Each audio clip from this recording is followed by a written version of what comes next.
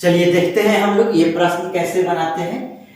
Question में बोल रहा है यदि 4 के पावर 9 गुने 5 के पावर 15 को समान रूप में लिखने पर प्राप्त संख्या में अंकों की संख्या। यानी क्वेश्चन कहने का मतलब ये है, जैसे ये इसको सॉल्यूशन करना है, इसको सॉल्यूशन करने के बाद इसमें अंक का संख्या कितना आएगा वो बताना है। जैसे 16 गुने अगर 4 लिखा हुआ है तो इसका सॉल्यूशन कितना होगा 64, तो इसमें ये कितना अंक आया तो 2 अंक। इस तरीका का ये प्रश्न है, ये बताना है इसमें।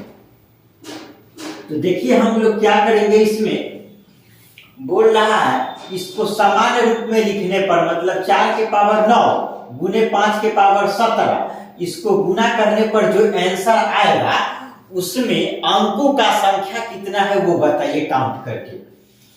तो इसको लिखने का तरीका है, सबसे पहले तो ये 4 के पावर 9 गुने 5 के पावर क्या हो गया 17।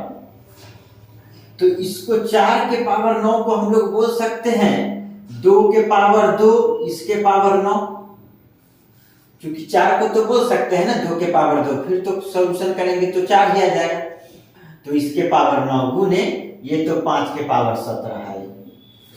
अब बताइए a के पावर m और इसके पावर n अगर रहता है तो क्या करते हैं, a के पावर m गुना n हो जाता है, गुना में हो जाता है, तो यहां भी वही हो जाएगा।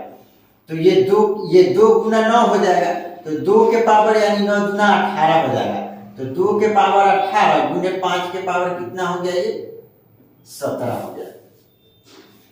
अब देखिए 2 है 18 बार और 5 है 17 बार, तो हम ये बोल सकते हैं इसको 2 गुना 2 के पावर 17 गुना 5 के पावर 17 बोल सकते हैं इसको। क्योंकि ये देखिए ना, ये कैसे ब्रेक कर दिए, a के पावर m गुना a के पावर n, तो क्या होता है जब बेस समान है तो पावर जुट जाता है ना, a के पावर m प्लस n, यानी इसका यूज किए हैं हम लोग। तो देखिए यहाँ पर तो फिर 2 के पावर 1 और 2 के पावर 17 जुट करके 2 के पावर 18, या ऐसे भी समझ लीजिए 2 यहाँ 18 बार 2 है, 2 के पावर 18 मतलब 2 कितना बार हो गया 18 बार, तो और यहाँ 2 1 बार और 2 17 बार 18 बार हो गया, यानी ये प्रोसेस में कोई दिक्कत नहीं है। अब आगे क्या करेंगे, एक और क्या कंसेप्ट यूज करना है, यहाँ पर a के पावर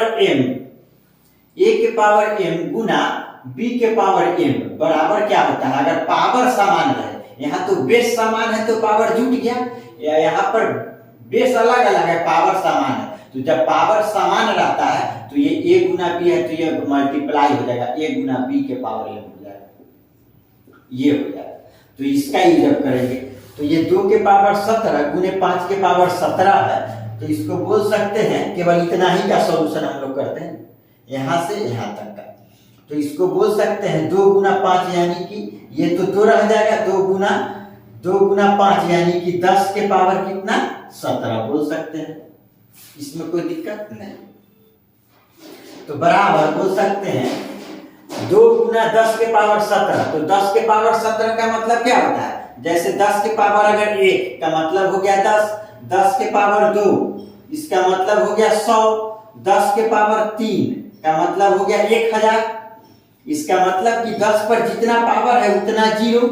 यहाँ देखिए 10 पर 1 पावर तो 1 जीरो, 10 पर कितना पावर 2 पावर तो 2 जीरो, 10 पर 3 पावर तो 3 जीरो, इसका मतलब यही है।